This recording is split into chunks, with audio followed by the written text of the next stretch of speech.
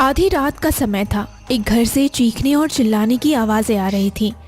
छोड़ दीजिए, भगवान के लिए माँ जी, आप दोनों मेरे साथ ऐसा नहीं कर सकते। देखिए मेरा बेटा कितना रो रहा है, आप तो तरस खाइए, आपका भी बेटा है। नहीं, मैं तुम दोनों को अपने पास नहीं रख सकता हूँ। माँ, इन दोनों को बाहर ले चलो और पीछे वाली झोपड़ी में बंद कर देते हैं। किसी को पता भी नहीं चलेगा। उसके बाद हमने जो सोचा है वो हम कर लेंगे। हाँ ठीक कह रहे हो बेटा, चलो। दोनों माँ बेटा जूही और उसके छोटे बच्चे रूमी को घसीटते हुए घर के बाहर ले जाते हैं और पीछे वाली पुरानी झोपड़ी में बंद कर देते हैं।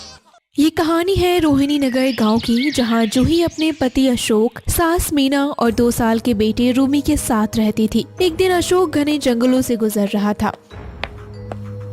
तभी उसकी नजर तालाब किनारे नहाती हुई एक सुंदर लड़की पर पड़ती है। ये कितनी सुंदर है। इतनी सुंदर लड़की तो मैंने पूरी जिंदगी में नहीं देखी। बिल्कुल स्वर्ग से उतरी अप्सरा लग रही है। तभी लड़की पानी से निकलकर अशोक के पास आती है। तुम मुझे घूर घूर कर क्यों देख रहे हो? नहीं नहीं नहीं, मैंने तुम्हें गलती से देख लिया था, मुझे माफ कर दो। कोई बात नहीं, मुझे बुरा नहीं लगा। वैसे तुम दिखने में बहुत अच्छे लगते हो। किस गांव से हो? मैं बगल वाले गांव का हूँ। क्या तुम शादीशुदा हो? नहीं नहीं, मैं शादीशुदा नहीं हूँ, अभी तक कुंवारा हूँ। बस एक सुंदर लड़की की तलाश है। कोई तुम जैसे मिल जाए तो शादी कर लूं। पीहू मुस्कुरा कर वहाँ से चली जाती है। ये मुस्कुरा कर क्यों गई?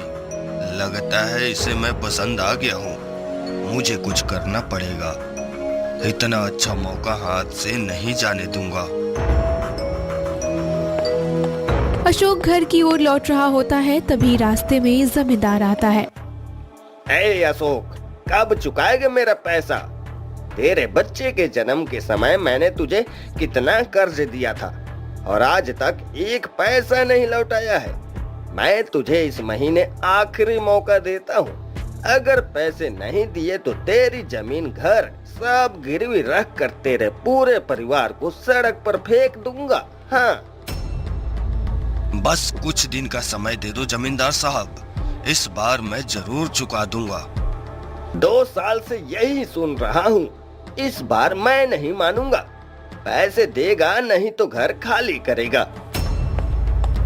जमींदार चला जाता है। अशोक परेशान होकर घर आता है। जी जी, कहाँ रह गए थे? रूमी की हालत बहुत खराब है। घर में 1 रुपया नहीं है। मैं वैद्य जी से औषधि कैसे लाऊं? बस परेशान मत करो। हर वक्त पैसे पैसे। पहले ही जमींदार सिर पर बैठा है, ऊपर से तुम शुरू हो जाती हो। उधारी में दवाई ले लो, बाद में चुका दूंगा। जूही रूमी को उठाकर बाहर चली जाती है। क्या हुआ बेटा, तू बहुत परेशान लग रहा है और चेहरे पर ही अजीब सी मुस्कान क्यों है? जमींदार ने 1 महीना दिया है। अगर पैसे नहीं दिए तो घर छीन लेगा और हम सड़क पर आ जाएंगे। ये तो बहुत बुरा हुआ। एक अच्छी खबर भी है माँ। तालाब के पास एक खूबसूरत लड़की मिली जो मुझ पर मोहित हो गई है। उसने पूछा कि मैं शादीशुदा हूँ या नहीं। मैंने कहा कुंवारा हूँ। अगर मैं उससे शादी कर लूँ तो ढेर सारा धन मिलेगा, कर्ज भी उतर जाएगा और हम अमीर बन जाएंगे। बहुत अच्छा सोचा बेटा। अगर किसी को पता चल गया तो क्या होगा? किसी को पता नहीं चलेगा। वह मेरी खूबसूरती पर फिदा है। मैं उससे जल्दी शादी कर लूंगा। हाँ ठीक कह रहा है। वैसे भी मैं जूही से बहुत परेशान हूँ और जब तुम शादी कर लेगा तो हम इसे ठिकाने लगा देंगे। पर करेंगे क्या? और इसके पास तो बच्चा भी है। अगर लड़की को पता चला तो शादी नहीं करेगी। चिंता मत कर, पहले उसे शादी कर ले, फिर मैं दोनों माँ बेटी को ऐसे खत्म करूंगी कि खोजने पर भी नहीं मिलेंगे। ठीक है माँ, मैं कल से काम पर लग जाता हूँ। फिर 2 दिन बीत जाते हैं। अशोक रोज तालाब पर जाकर पीहू का इंतजार करता रहता। फिर एक दिन पीहू आती है। तुम रोज तालाब पर आते हो? मेरी सहेलियां बता रही थी कि मैं जिस लड़के से बात की थी वो रोज इसी वक्त आता है। क्या बात है? मुझे तुम्हें देखे बिना नींद नहीं आती है। तुमसे 2 शब्द बात की और तब से मन में बस एक ही ख्याल है कि काश तुमसे बातें करते रहने का मन करता है। तुम तो ऐसे बोल रहे हो जैसे तुम्हें सच में प्रेम हो गया हो। क्यों नहीं, तुम हो ही इतनी सुंदर कि प्रेम होना लाजमी है। क्या तुम भी मुझसे प्रेम करती हो? हाँ, तुम अच्छे लगते हो, लेकिन मेरे पिता इस रिश्ते के लिए कभी हाँ नहीं करेंगे। मैं एक लाला सेठ की इकलौती बेटी हूँ। मैं वो सब कर लूंगा। तो कल मेरे घर आना। गांव का सबसे बड़ा हवेली है, वही मेरा घर है। फिर पीहू चली जाती है। फंस गई मुर्गी जाल में। अब तो मैं अमीर बन जाऊंगा। गांव के सबसे बड़े सेठ की बेटी मेरी दुल्हन बनेगी। अशोक खुश होकर घर लौट आता है। क्या हुआ बेटा, आज तुम बहुत खुश लग रहे हो। माँ, मैं बहुत खुश हूँ। आज जिंदगी की सबसे बड़ी खुशी मिलने वाली है। ऐसा क्या खुशी मिलने वाली है? आप मुझे भी थोड़ा बताइए। तुम्हें हर बात जानना जरूरी रहता है क्या? और हाँ, तुम्हें अगर मायके जाना है तो जा सकती हो। नहीं, मुझे अभी कहीं नहीं जाना है। वैसे भी अभी रूमी की तबीयत बहुत ठीक नहीं रहती, इसलिए मैं कहीं नहीं जाऊंगी। हे भगवान, अगर ये घर से नहीं जाएगी तो मैं उसे शादी करके अपने घर में कैसे दुल्हन बनाकर लाऊंगा? मुझे कुछ न कुछ तो करना ही पड़ेगा। फिर अगली सुबह अशोक घर से निकल पड़ता है। चलते चलते दूसरे गांव पहुंच जाता है। पीहू ने यही अपने घर का पता बताया था। कौन सा घर हो सकता है? हाँ, वह सामने जो हवेली दिख रही है, शायद वही उसका घर होगा। पर मुझे ऐसा कुछ करना होगा जिससे उसके पिताजी देखते ही मुझसे खुश हो जाए। और क्या करूं, कुछ समझ में नहीं आ रहा। और पहली बार जा रहा हूं और इस तरह खाली हाथ जाना भी ठीक नहीं। एक काम करता हूं, कुछ ले लेता हूं। क्या लूं? हाँ, मछली ही लेता हूं। शायद उसके पिता देखकर खुश हो जाएंगे।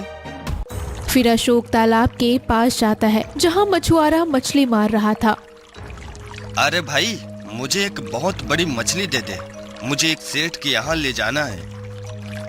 इसके लिए तो तुम्हें पैसा देना पड़ेगा। चिंता मत कर, मैं तेरे पैसे दे दूंगा। और वह भी सेठ है, कोई मामूली आदमी नहीं। उसके लिए लेकर जा रहा हूँ। लौटते वक्त पैसे दे दूंगा। जल्दी से मछली दे दे। नहीं, मैं बिना पैसे लिए मछली नहीं देने वाला हूँ। अरे तू तो जिद करने लगा। चिंता मत करना, लौटते वक्त दे दूंगा। और वैसे भी अब इस गांव में मेरा आना जाना रहेगा, तो तू भी मेरे साथ धनी बनने वाला है। फिर अशोक मछली लेकर सेठ के घर पहुंच जाता है। अरे तुम कौन हो और मेरे घर क्या करने आए हो? और ये क्या, तुम्हारे हाथों में इतनी बड़ी मछली है? मुझे यह बहुत पसंद है। तुम्हें कैसे पता कि ये मेरा पसंदीदा भोजन है? सेठ जी, आप कितने अमीर और दिल के इतने बड़े हो। भला आपके पसंद नापसंद किसे नहीं पता। मैं तो आपकी हर बात जानता हूँ, इसलिए सोचा आपके लिए मछली ले चलूं ताकि आपको अच्छा लगे। अरे तू तो दिल का बहुत अच्छा लग रहा है। बता, मैं तुम्हारी क्या मदद कर सकता हूँ? सेठ जी, मुझे अपने यहाँ कुछ काम दे दीजिए ताकि मैं अपने घर को अच्छे से चला सकूं। दिल का रास्ता पेट से जाता है और तुमने मेरे पेट को खुश कर दिया। इसलिए आज से तुम मेरे यहाँ मुनीम का काम करोगे और हर महीने हिसाब मुझे अच्छे से देना होगा। जरूर सेठ जी, मैं पूरी ईमानदारी से काम करूंगा।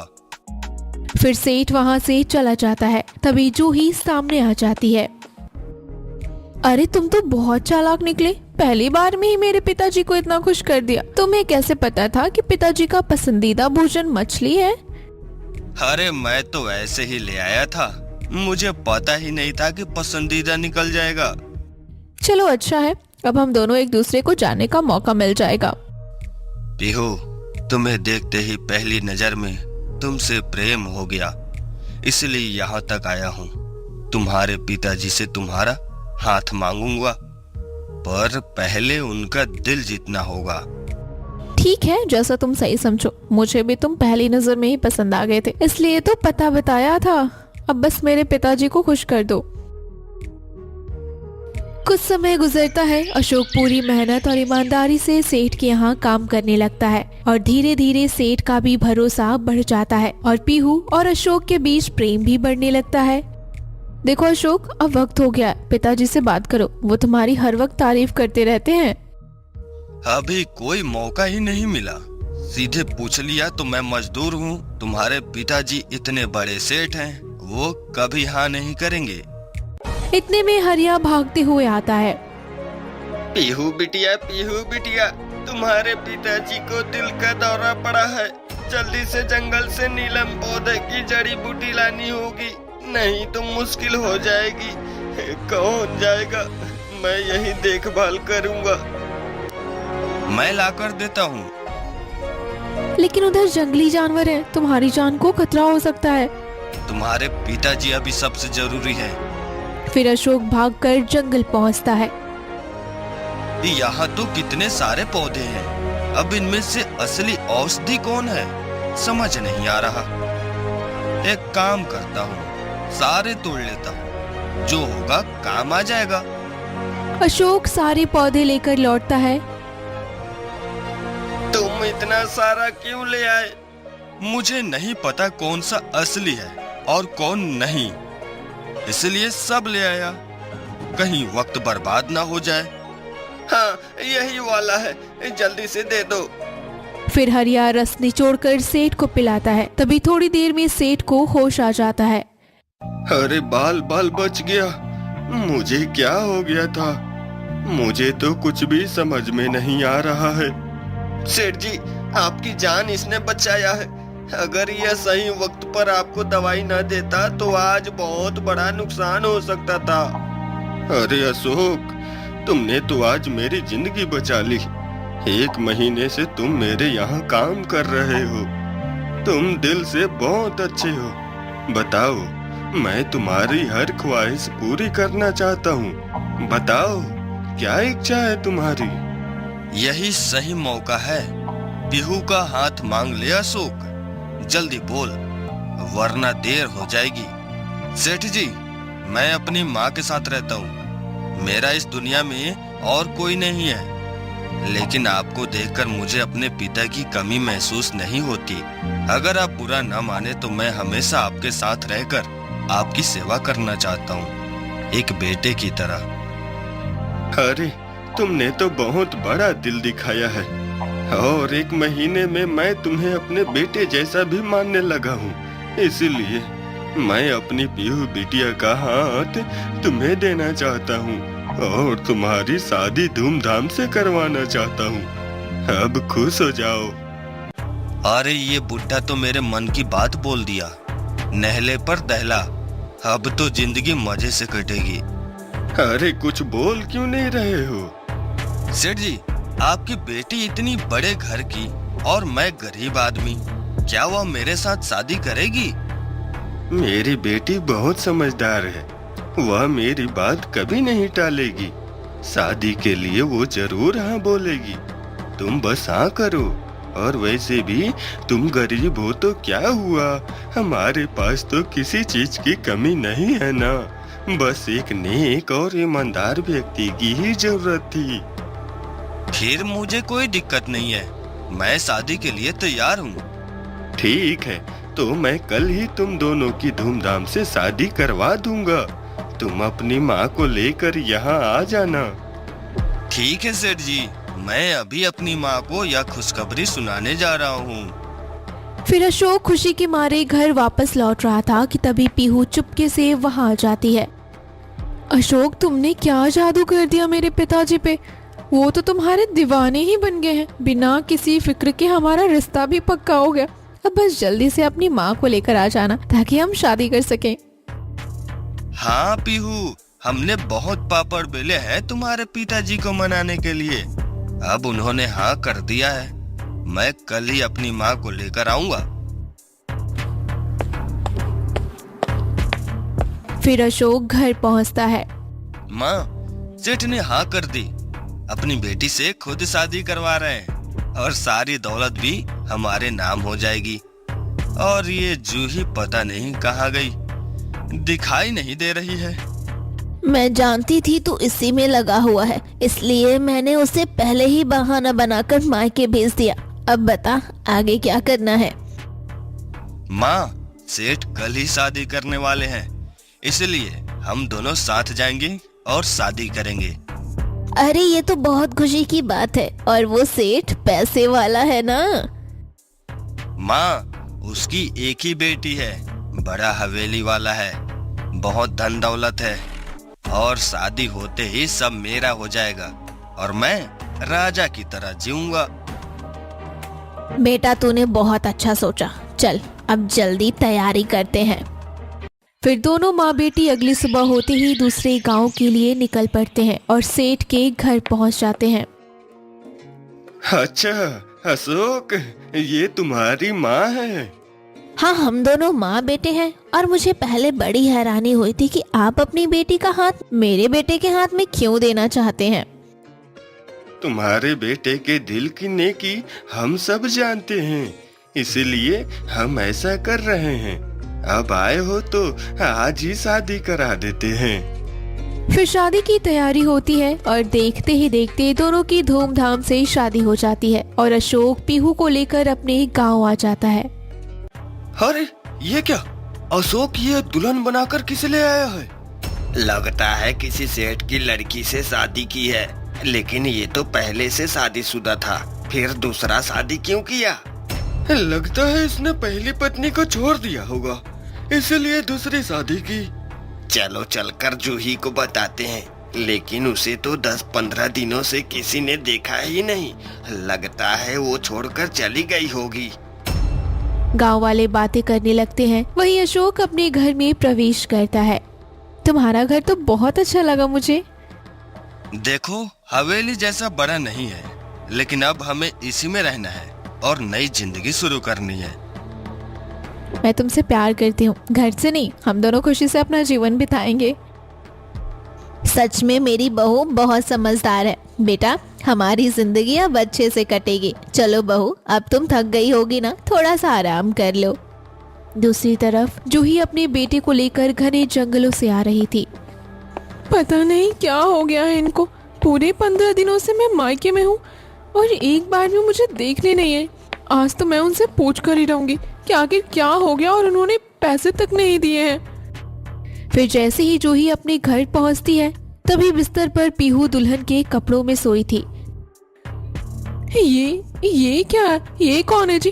और ये दुल्हन के कपड़े में आपके बिस्तर पर क्यों सोई हुई है? तभी अशोक जूही को हाथ पकड़ के बाहर लाता है। तुम यहाँ क्या कर रही हो? आप लोग क्या कर रहे हैं? आपने मुझे धोखा दिया। मुझे बिना बताए आपने उससे शादी की। क्यों किया? वो भी दूसरी शादी मेरे जिंदा रहते हुए। तुम जैसे भिखारी को मैं अब और अपने साथ नहीं रख सकता हूँ। तुम्हें जितना पैसा लेना है ले लो और मेरी जिंदगी से दूर चली जाओ। नहीं, मैं आपको नहीं छोड़ सकती हूँ। कम से कम आप अपने बेटे का चेहरा तो देखिए। आप इसे कैसे भूल सकते हैं? मुझे किसी बेटे से मतलब नहीं है, मुझे बस धन कमाना है। अब जाओ यहाँ से, मैंने दूसरी शादी कर ली है। नहीं, मैं आपको इतनी आसानी से नहीं भूलने दूंगी। मैं नहीं जाऊंगी और मैं उसे सारी सच्चाई बता कर ही जाऊंगी। मैं आपकी पहली पत्नी हूँ और ये मेरा और आपका बेटा है, तो वो खुद ही आपको छोड़कर चली जाएगी। तो उसके पास जा पाएगी। मीना जूही को खींचने लगती है। इसे खींच कर ले चल और घर के पीछे वाले झोपड़ी में बंद कर देते हैं, जहाँ कोई आता जाता भी नहीं है। 2-3 दिनों तक बंद रहेगी तो इसका सारा अकल ठिकाने आ जाएगा। ठीक कहती हो, चलो चलते हैं। दोनों जूही को खींचते हुए ले जाते हैं। रूमी जोर जोर से रोता है। भगवान के लिए ऐसा मत करिए। देखिए हमारा बेटा कितना रो रहा है। रुक जाइए, ऐसा मत करिए।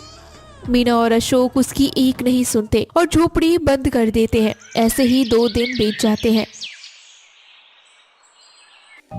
भगवान क्या करूं? 2 दिन हो गए, मेरे बच्चे को भूख लगी है और मैंने भी कुछ नहीं खाया, जिस वजह से मुझे दूध भी नहीं हो रहा है।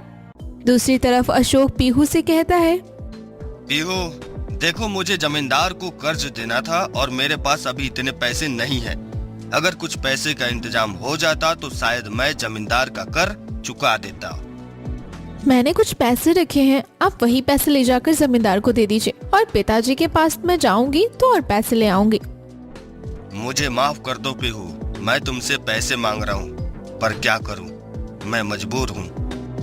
कोई बात नहीं, हम दोनों पति पत्नी हैं, सुख दुख तो साथ में ही बिताएंगे। पीहू पैसे दे देती है और अशोक पैसे लेकर चला जाता है। मेरी लक्ष्मी बहू, हमेशा इसी तरह लक्ष्मी बरसाते रहो और खुश रहो। अब चलती हूँ, मुझे थोड़ा दूसरे गांव में काम है बेटा, तू थोड़ा ठीक से रहना। हाँ माँ जी, कोई बात नहीं, मैं ठीक से रहूंगी। मीना चली जाती है। पीहू घर के काम खत्म करके बैठती है, तभी रोने की आवाज आती है। अरे अभी यहाँ पर तो कोई भी नहीं है, फिर रोने की आवाज कहाँ से आ रही है? कहीं मैं कोई सपना तो नहीं देख रही हूँ। तभी दरवाजे पर महेश भाग कर आता है। अरे पीहू बहू, तुम यहाँ हो? मुझे तुमसे कुछ कहना है। आप कौन है? तुम पड़ोसी गांव के सेठ की बेटी हो ना? और मैं जानता हूँ इस अशोक ने तुम्हें फंसाया है। तुमने इससे शादी क्यों किया? तुम इसकी सच्चाई नहीं जानती हो क्या? कैसी सच्चाई? अरे ये पहले से ही शादीशुदा है, इसकी एक बीवी और एक बच्चा भी है। नहीं, ऐसा नहीं हो सकता, वो शादीशुदा नहीं हो सकता। महेश भागकर चला जाता है। पीहू रोने लगती है, तभी फिर से रोने की आवाज आती है। ये रोने की आवाज आ रही है, मुझे आज जाकर पता करना ही चाहिए कि ये आवाज कहाँ से आ रही है। पीहू आवाज का पीछा करते हुए झोपड़ी तक पहुंचती है। ये आवाज तो इस झोपड़ी से आ रही है, मुझे इसके अंदर देखना चाहिए। वो अंदर जाती है। जूही बेहोशी में जमीन पर पड़ी है और बच्चा रो रहा था। कौन हो तुम? और देखो तुम्हारा बच्चा बहुत रो रहा है, क्या हुआ? उठ जाओ। तुम कौन हो और मेरे पति कहाँ है? मुझे मेरे पति के पास जाना है, उसने मुझे धोखा दिया है, मैं उसे जिंदा नहीं छोड़ूंगी। तुम्हारा पति? तुम्हारे पति का क्या नाम है? मेरे पति का नाम अशोक है, उसने मुझे धोखा दिया है, मुझे यहाँ मरने के लिए छोड़ दिया और मेरा बच्चा 3 दिनों से भूखे है। कुछ खाने को दे दो वरना मेरा बच्चा मर जाएगा, दे दो कुछ। रुको, मैं तुम दोनों के लिए अभी कुछ खाने को लाती हूँ। पीहू भागकर घर से खाना लाती है और दोनों को देती है। दोनों खाना खाते हैं। मैं पीहू हूँ और अशोक ने मुझे भी धोखा दिया, मुझसे झूठ बोलकर उसने मुझसे शादी किया है। मुझे नहीं पता था कि तुम उसकी पत्नी हो और ये उनका बेटा है, फिर मैं कभी उससे शादी नहीं करती। वो हमेशा से पैसे के लालची थे, दोनों माँ बेटे, लेकिन इतना बड़ा षड्यंत्र रचेंगे मुझे नहीं पता था। उसकी माँ ने मुझे धोखे से मायके भेज दिया और फिर अशोक की दूसरी शादी करा दी। हमें ये शिकायत जाकर मुखिया जी से करनी होगी। हाँ, तुम ठीक कहती हो, अभी चलते हैं। इतने में ही अशोक और मीना आ जाते हैं। तुम्हारी हिम्मत कैसे हुई? तुम इसके झोपड़ी में क्यों आई? चलो बाहर चलो। नहीं, तुमने मुझे धोखा दिया है, ये सच में जानकर पिताजी को बता दूंगी। तुमने मुझे धोखा दिया है। तुम क्या बताओगी? चलो मैं तुम्हारे पिताजी को बताऊंगा और देखते हैं वो किसकी बातों पर विश्वास करते हैं। तुम दोनों माँ बेटे जो चाल चल रहे हो ना, वो कभी कामयाब नहीं होगा। रुक जाओ, अभी बताता हूँ। अशोक जूही को फिर से झोपड़ी में बंद कर देता है और पीहू का हाथ पकड़कर खींचने लगता है। छोड़ दो मुझे, ये तुम क्या कर रहे हो? छोड़ दो, जाने दो मुझे। जूही को तुमने बंद क्यों किया? अब हम तुम्हारे पिताजी के पास ही चलेंगे, चलो अब वहाँ। अशोक और मीना दोनों पीहू को जबरदस्ती खींचते हुए सेठ के पास ले जाते हैं। अरे क्या हो गया दामाद जी, आप मेरी बेटी को इस तरह क्यों खींच रहे हैं? क्या बताऊं सेठ जी, मैं आपकी बेटी से शादी किया, लेकिन यह मेरे गांव के मुखिया का बेटा रोहित के साथ भागी जा रही थी। मैं किसी तरह इसे पकड़कर आपके पास लाया हूँ। ये मेरी इज्जत पूरे गांव में उछाल कर रख दी है। नहीं पिताजी, ये झूठ बोल रहा है। मैं भाग नहीं रही थी। ये झूठ बोल रहा है। ये पहले से ही शादीशुदा है और इसने अपनी पत्नी और बच्ची को घर के पीछे वाली झोपड़ी में बंद करके रखा है। और मुझे ये सच्चाई पता चल गई थी। ये मुझ पर झूठा कलंक लगा रहा है। बहू, मैं जानती हूँ कि तुम मुझसे सच्चा प्यार करती हो, लेकिन इसका ये मतलब नहीं कि तुम मेरे बेटे के चरित्र पर उंगली उठाओ। सेठ जी मैं बहुत खुश थी कि आप इतने महान व्यक्ति हो और इतने अच्छे संस्कार हैं, तो आपकी बेटी भी उतनी ही अच्छी संस्कार वाली होगी। लेकिन शादी के 10 दिन ही हुए हैं और इसने सारे गांव की कई लड़कों को अपने पीछे घुमाना शुरू कर दिया। इसलिए मैं आपकी बेटी को अपने घर में नहीं रख सकती। मुझे माफ कर दीजिए सेठ जी, चाहे इसके लिए आप हम दोनों माँ बेटे का सर ही क्यों ना कलम कर दे। पीहू, मैंने कभी सोचा नहीं था कि तुम मेरा सर झुका दोगी। मैं तुम्हें इतने लाड प्यार से पाला और अशोक इतना अच्छा इंसान है और उसकी माँ देवी समान। तुमने इन दोनों के साथ धोखा किया। आखिर तुमने ऐसा क्यों किया है पीहू? मैं तुम्हें जिंदा नहीं छोड़ूंगा। पिताजी, आप तो मेरे पिता हो ना, आपको मुझ पर विश्वास करना चाहिए ना। मैं सच बोल रही हूँ। ये दोनों माँ बेटे चाल चल रहे हैं, मुझे फंसाने की कोशिश कर रहे हैं पिताजी। इतने में हरिया आता है। हाँ सेठ जी, हमारी पीहू बिटिया तो शादी से पहले ऐसा नहीं थी। उसके बारे में फिर अचानक यह सब मुझे ठीक नहीं लग रहा है। मुझे लगता है पीहू बिटिया ठीक कह रही है। चुप हो जाइए हरिया काका। आपकी लाड प्यार की वजह से यह बिगड़ गई है। अगर आज इसकी माँ जिंदा होती तो शायद इसे सही संस्कार दे पाती और अच्छे बुरे की समझ होती। इसने मेरी नाक कटा दी, इसलिए आज मैं इसे जिंदा नहीं छोड़ूंगा। मैं इसे जान से मार दूंगा। और अशोक, तुम मेरा बेटा बनकर यहाँ रहोगे, क्योंकि ऐसे कलंक की बेटी को रखना मुझे बिल्कुल पसंद नहीं है। दूसरी तरफ जूही झोपड़ी को जोर जोर से धक्का मारती है। मुझे किसी भी तरह यहाँ से बाहर निकलना होगा, वरना वो लोग पता नहीं पीहू के साथ क्या करेंगे। मुझे बाहर जाना ही होगा। तभी महेश आता है और झोपड़ी में जाता है। जूही, मैंने देखा कि अशोक और उसकी माँ पीहू को उसके पिताजी के पास ले गए हैं, पर तुम जाओ जल्दी से बचा लो बेचारी को, वरना पता नहीं दोनों माँ बेटे क्या करेंगे। चिंता मत करिए काका, आपका बहुत बहुत धन्यवाद। आपने मुझे निकाल दिया झोपड़ी से। मैं अभी जाकर उन दोनों को सबक सिखाती हूँ। जूही अपने बेटे को लेकर भागती है। दूसरी तरफ सेठ, अब तुम जिंदा नहीं रह सकती हो। हरिया काका, मेरा तलवार लेकर आइए। उसी से मैं इसका सर अलग कर दूंगा, ताकि आइंदा कोई भी हमारे गांव की लड़की किसी गैर मर्द के बारे में सोचे भी नहीं। सेठ जी, आप इसे मत मारिए। इसने गलत किया है, लेकिन मैं सच्चा प्रेम करता था ना। सेठ तलवार लेकर पीहू को मारने ही वाला होता है कि तभी जूही अपने बेटे को लेकर आ जाती है। रुक जाइए सेठ जी, ये आप क्या कह रहे हैं? अरे ये कैसे आ गई? हे भगवान, पता ना हमारे साथ अब क्या होगा। माँ, ये यहाँ कैसे आ गई? हमारे सारे खेल बिगड़ जाएंगे। मैं तो ठीक से बंद किया था, फिर इसे किसने वहां से आजाद कर दिया? तुम कौन हो और यहाँ क्या कर रही हो? सेठ जी, मैं ही अशोक की पहली पत्नी हूँ और ये उसका बेटा जो 2 साल का है। इन लोगों ने झूठ बोलकर आपकी बेटी से शादी किया था ताकि आपका धन दौलत को हथिया सके, और मुझे घर के पीछे झोपड़ी में बंद करके छोड़ दिया था। वो तो आपकी बेटी ने मुझे देख लिया और मुझे बचा लिया। हाँ पिताजी, यही है। यही मैं आपको बताना चाहती थी कि इन दोनों माँ बेटे ने इसके साथ और मेरे साथ बहुत गलत किया है।